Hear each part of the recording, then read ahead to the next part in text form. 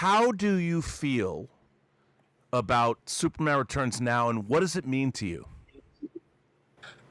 It's very nostalgic to me. I have noticed there's been a resurgence of interest in it because people send me clips on my phone. So it's nice to see that. There are scenes and bits of it. It always was a bitter pill because it came out at a time when I think audiences were expecting more of an action picture, and it was more of a romance. And it was in the middle of the summer, so it didn't quite perform the way that we had hoped. But in retrospect, the scenes that and the parts that are special and that really still work, I'm very fond of. And so it's nice to see, it's just nice to see other people respond to it. It's not some, I'm not the type of person who watches my films, in retro, over and over, over and over again. So it's hard for me to think about it like an audience member. But I think about it that way. It's very nostalgic, and we had, the experience of making it in Australia and growing all that corn and having, it's a lot of challenges at the time. Remember, you have to remember, at the time we made that movie, the technology didn't exist to do the things that can be done now. Oh So, yeah. a lot of the flying sequences were pioneering. They were never done before. A lot of the digital sequences, there were scenes where, effects were just not working, and we had to tweak them. And so there was a lot of challenges in that movie that wouldn't exist today with digital technology. So it was a very challenging movie to be, and the water work that was done, a ton of water work. We built 3 massive tanks. So that was very challenging and fun and interesting. So there's just a lot of nostalgia. Well, let me ask you. Let me ask you one other thing. One of the things we talked about earlier was that X-Men 1, which came out in 2000, was really the film that changed the tenor of what a superhero film could be.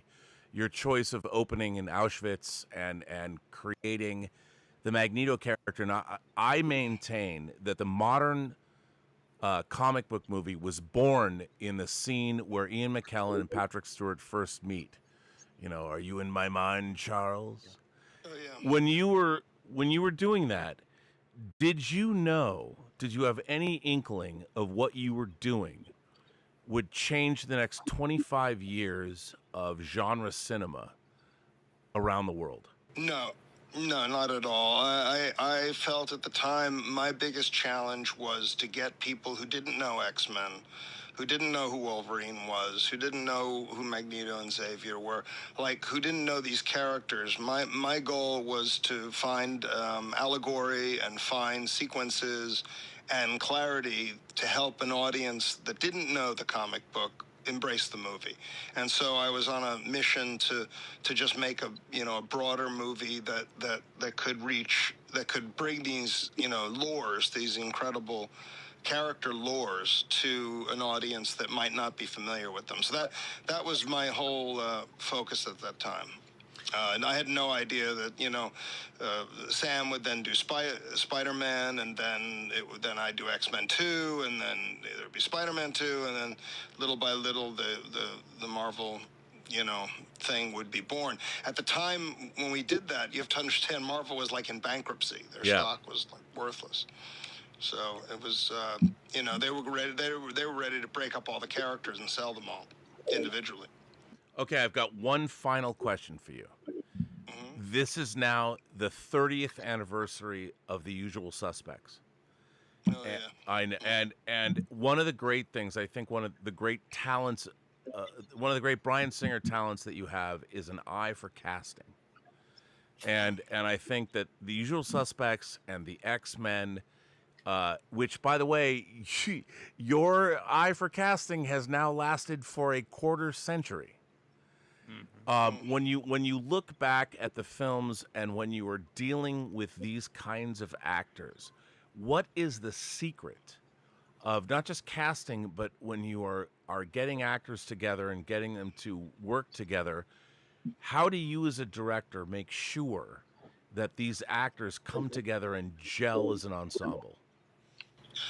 I try to do chemistry reads with the actors, bring them together and do reads with them together. On X-Men, it was just a lot of off-the-cuff casting. I mean, we didn't have Wolverine, and we were already shooting. And Hugh Jackman, who I really was interested in, couldn't make it. He was doing Curly in Oklahoma, I think in the West End, I think, and so he couldn't come out until I was already shooting the Senate scene, so with Patrick and Ian. So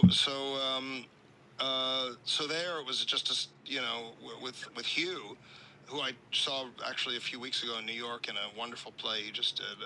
He's terrific, and we're still friends.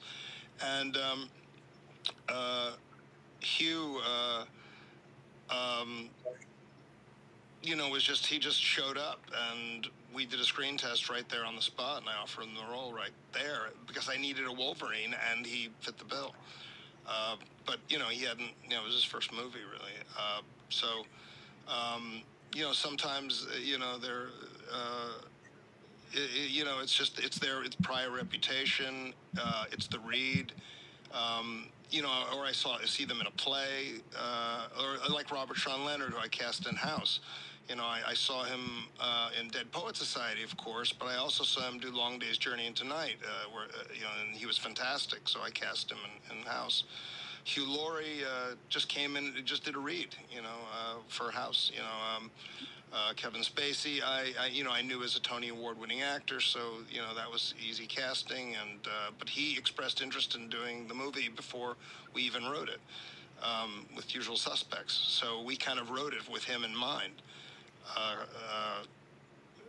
What else? Halle Berry I'd seen in Bullworth, and I thought she was great. And it's Alan Cumming I saw do Cabaret on Broadway, like a live show of Cabaret, and he was fantastic. So I cast him as Nightcrawler. So I mean, there's a whole list of them. Tom Cruise was obviously easy because we were developing Valkyrie for him for him to produce, and little by little he gravitated to just playing the role. So I just asked him to do it one day, and he said yes. Okay, I got one more. I got one more question for you. You've directed 5 comic book films, 4 X-Men movies, and Superman Returns. To see this genre, I would say that you were the farmer that cultivated a crop that is now benefiting all of Hollywood for the last a quarter century. Yeah. Why do you think that this genre has continued to resonate? And what is it you think that Hollywood needs to understand about how this genre works moving forward? Well, I think that, I always said, back in the day, I always say that these comic books are modern day mythologies. There are mythologies that we default to, that was just undiscovered, and it was discovered a bit with Superman the movie in 1978 by Richard Donner, but it hadn't been rediscovered, until we did X-Men. So, and now with comic book, throw a rock and you'll hit one. It's its own genre. But that's not, it's not totally unexpected because, as I said, we as audience members are looking for our mythological characters. We're looking for ways to live and ways to, people to, characters to emulate. And I think that, the comic book genre offers a wealth of characters. The X-Men universe alone offers a wealth of characters, but so does the Marvel universe, the DC universe.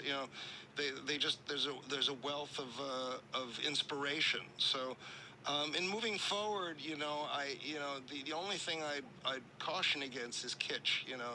So some of the films, do have a bit of kitsch, and it's hard for me to. Are you still there? I'm still here. Dude, I'm riveted. I thought I lost you. And sometimes they get a bit, they rely too much on the visual effects and the action, and the heart is lost, and you don't want to do that. You really want to really stay true to the characters and their relationships and their journeys and their histories, and I think that's where they have to stay on course. Um, and that's when you get the better ones. Dude, I can't thank you enough for calling back, and Oh, yeah. and we've known each other for a very long time, and you've hired me, and Dave Parker and we got to make great documentaries for you, and Hey, I No, he think doesn't know who I am. you are the architect of the modern age of superhero films, and without you, we would not have what we have. Your taste, your collaborators, the people that you work with since you began making movies, a lot of them have spread out and made great careers in the rest of Hollywood. Your taste, so I will always remain in your service and your friend, and always admire what you have done for the superhero genre. And Thank you. I don't think you get enough credit. Imagination Yeah. kind of I stores. appreciate getting it from you. Well, Check listen, man, I will let you go. Thank you for calling, and Oh, yeah. I can't wait to, dude. I gotta hold Excalibur, just so you know. Yeah, you got to come over. I will. Play with some of the toys, Yeah. some of the collectibles. All right, man. Well, have a good day. Enjoy Germany, and I will talk to you later.